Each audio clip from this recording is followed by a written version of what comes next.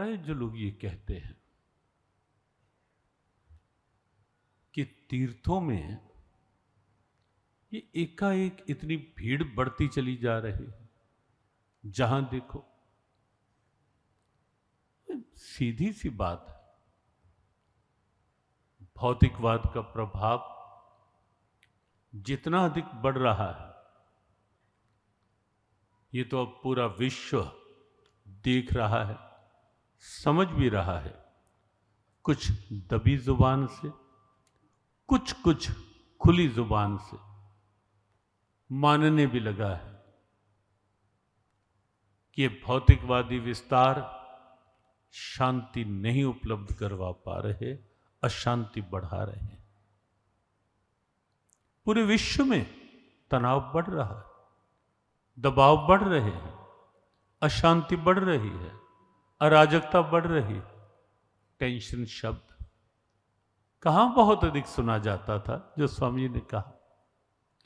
Tension तो क्या, छोटे छोटे बच्चे स्ट्रेस और पीड़ा की बात उस समय कि जब टीन एज में, किशोर अवस्था में, ये जो 13 से 19 की एज टीन एज कही जाती है, इस एज में डिप्रेशन के केस इतने सामने आने लगे और सच में लगता है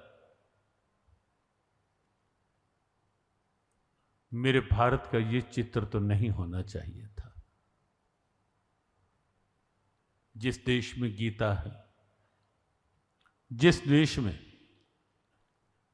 स्वयं भगवान अपने मंदिरों में, आप देखेंगे जहां भी जाएंगे भगवान बिल्कुल आपको सजग खड़े दिखाई देंगे। है या नहीं है?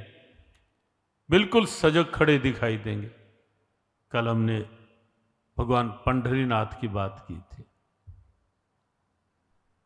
विठलनाथ क्या मुद्रा में खड़े।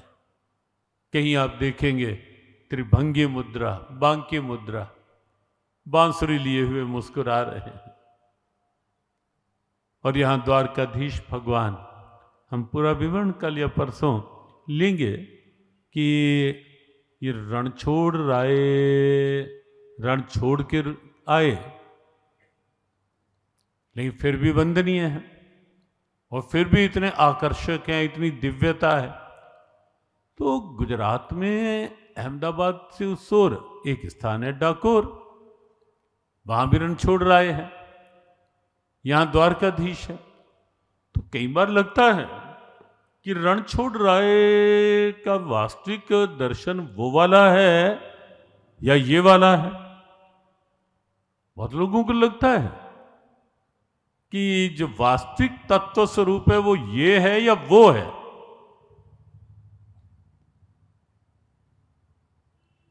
उसका चर्चा करेंगे कल या परसों। लेकिन भगवान बिल्कुल एक सहज स्वरूप में विराजित तो आपको दिखते हैं या नहीं दिखते? बिल्कुल तैयार, बिल्कुल तत्पर। तो जहां जिस देश में इतने स्वरूपों में, अलग अलग रूपों में भगवान इस रूप में तत्पर दिखाई देते हो, जहां गीता ग्रंथ हो, जहां अवतार परंपरा हमारी इतनी समृद्ध हो, जहां हमारे तीर्थ इतने गौरवशाली हों, और जहां हमारे संत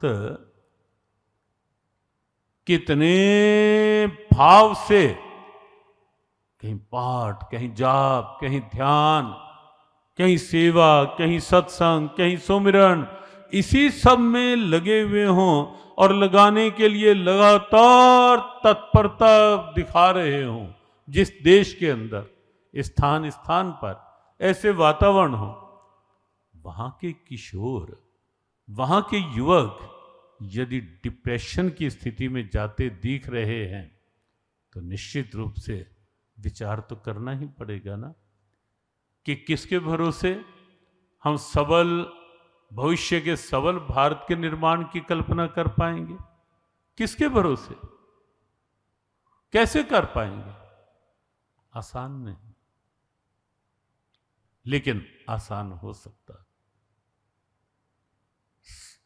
अशांति बढ़ रही है, और जैसे जैसे अशांति बढ़ती है, शांति तो चाहिए ही चाहिए।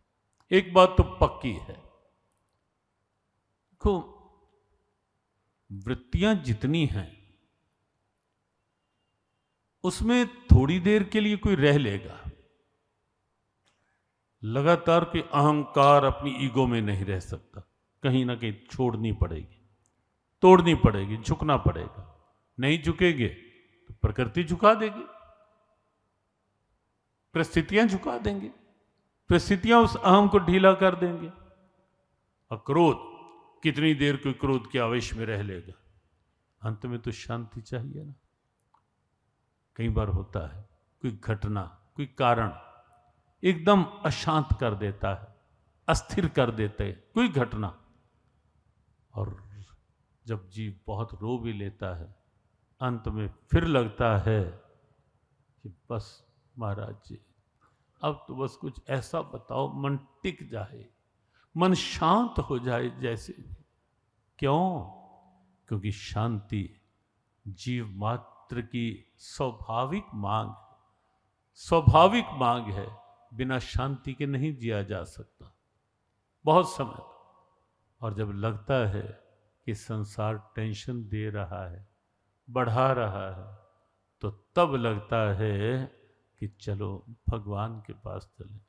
और सच बताएं, रास्ता भी यही है, साधन भी यही है, और कोई साधन है भी नहीं। साधन भी यही है कि जब जब लगे मन घबराए, अशांत हो, तब तब प्रयास करना चाहिए कि तब तब कुछ समय शांति से बिताने के लिए कहीं तीर्थ में आ जाओ।